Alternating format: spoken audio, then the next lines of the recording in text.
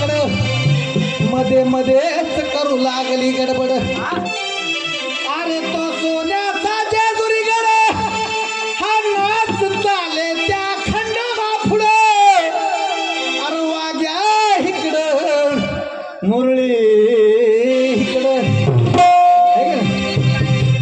अरे माझ्या शेजारी एक कुंभाराचे घर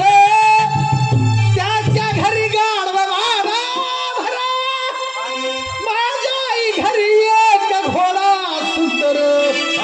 आणि दोघे मिळून करत आरडा